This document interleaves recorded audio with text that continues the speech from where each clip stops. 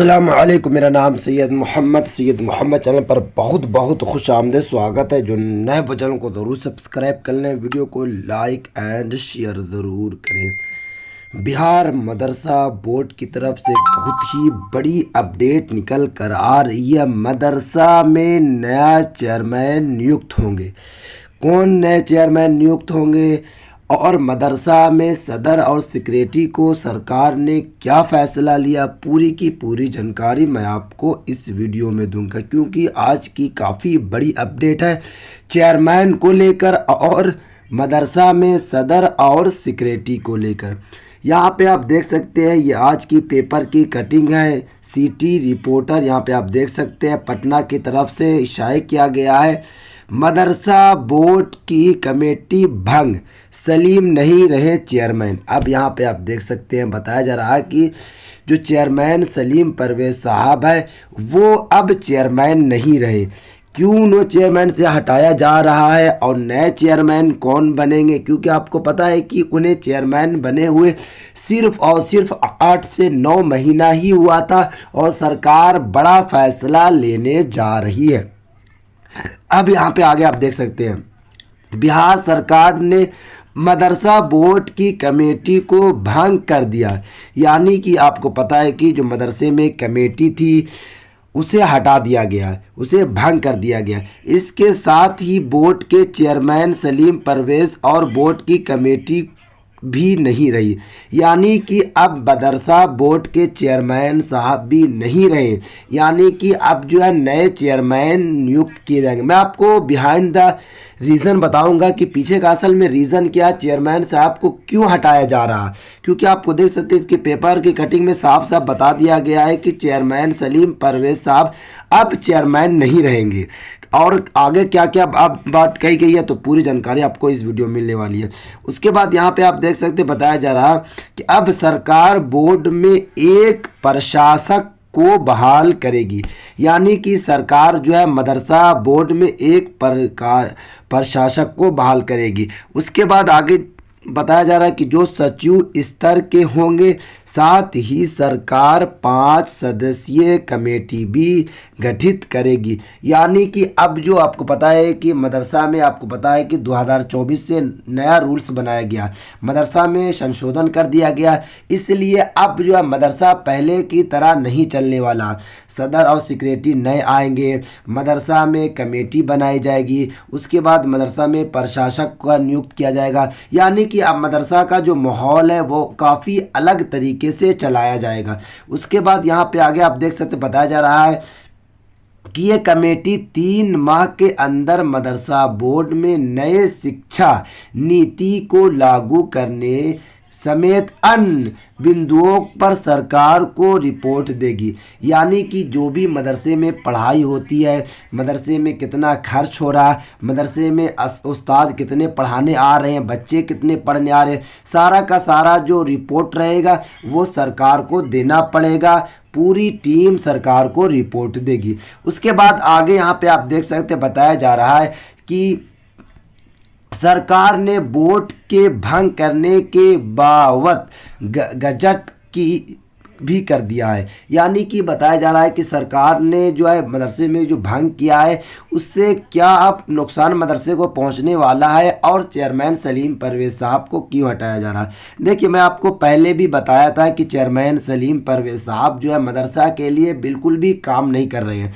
काफ़ी लोगों ने सरकार से शिकायत दर्ज करवाई है कि मदरसा के जो चेयरमैन बने हैं वो अभी तक 9 महीने हो चुके हैं, 9 मंथ हो चुके हैं, अभी तक उन्होंने किसी तरीके का असातिज़ा के लिए, स्टूडेंट्स के लिए या फिर मदरसा के लिए काम नहीं किया। लगातार शिकायत सरकार पे जा रही थी, लगातार मांग उठ रही थी कि चेयरमैन सलीम परवेज साहब को हटाया जाए। इसीलिए सरकार ने बड़ा फैसला लिया और सरकार ने चेयरमैन सलीम परवेज साहब को हटाने जा रही है।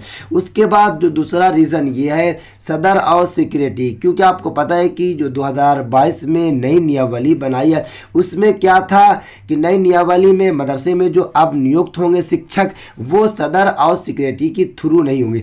इसीलिए बिहार सरकार जो नई कमेटी बना रही है, ताकि आपको पता है कि मार्च से लेकर अप्रैल के बीच में बहाली आने वाली है। तो कमेटी के ज़रिए बहाली होगी, क्योंकि कमेटी में जो गांव के कुछ लोग इन्वॉल्व रहेंगे, उसके साथ साथ आपको पता है कि जिला के ऑफिसर उसमें इन्वॉल्व रहेंगे, उसके साथ साथ बोर्ड के आदमी रहेंगे और सरकार के आदमी रहेंगे, यानी कि लगभग 6 लोगों की कमेटी बनाई जाएगी। इसीलिए सरकार जो है मदरसा का जो सिस्टम है पूरी तरीके से चेंज कर दिया है, क्योंकि मदरसे में संशोधन हो गया। आपको पता है कि संशोधन होने से अख्तरुल ईमान जो AIMIM के जो MLA है वो भी नाखुश थे, या फिर कारी शुएब साहब हो गए, या फिर बड़े बड़े जितने भी नेता हैं, जितने भी असातिज़ा किराम हैं, उन सभी ने प्रोटेस्ट किया, सरकार से मांग की कि सरकार ने मदरसे में संशोधन क्यों किया। तो देख सकते हैं संशोधन होने के बाद मदरसा जो है अब काफ़ी चेंज हो चुका है, पहले की तरह बिल्कुल नहीं चलने वाला है।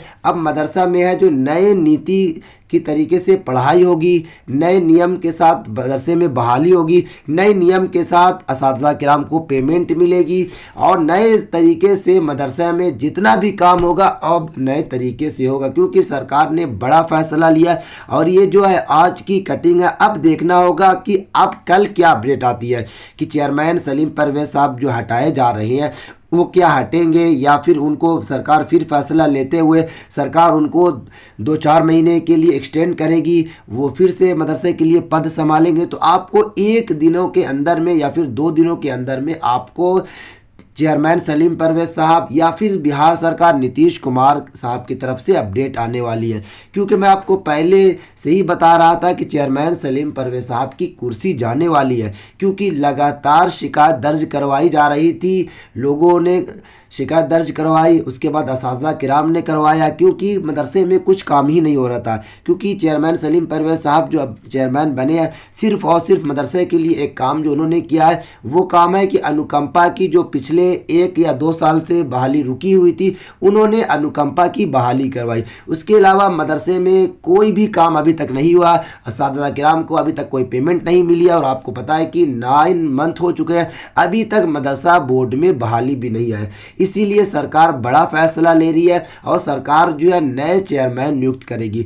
जो भी चेयरमैन बनेंगे आपको पता है कि वो काफ़ी हायर एजुकेटेड पर्सन होंगे, क्योंकि आपको पता है कि संशोधन में पूरा मैं आपको डिटेल बताया था कि संशोधन में लिखा हुआ है कि उनके पास कम से कम 10 साल का एक्सपीरियंस होना चाहिए, सरकारी कहीं भी वो काम करें, उसके साथ साथ वो PG की उनके पास डिग्री होनी चाहिए, यानी कि पोस्ट ग्रेजुएशन पास होना चाहिए, तभी बिहार मदरसा बोर्ड के चेयरमैन बन सकते हैं। क्योंकि आपको पता है कि पिछले जितने भी मदरसा के चेयरमैन हैं वो अनएजुकेटेड पर्सन थे, यानी कि वो पढ़े लिखे नहीं थे, बट अब जो चेयरमैन बनेंगे वो हायर एजुकेटेड होंगे, क्योंकि सरकार ने संशोधन में रूल्स जो बनाया 1 से लेकर 10 रूल्स जो है, रूल्स में यही लिखा हुआ है कि मदरसा में जितने भी कमेटी के लोग होंगे, जितने भी वहाँ पे मदरसे में काम करेंगे, वो हायर एजुकेटेड पर्सन होंगे, यानी कि पिछले तरीके से नहीं कि जिसका भी दिल चाहा वो मदरसा बोर्ड में चेयरमैन बन गया या फिर मदरसा बोर्ड में काम किया।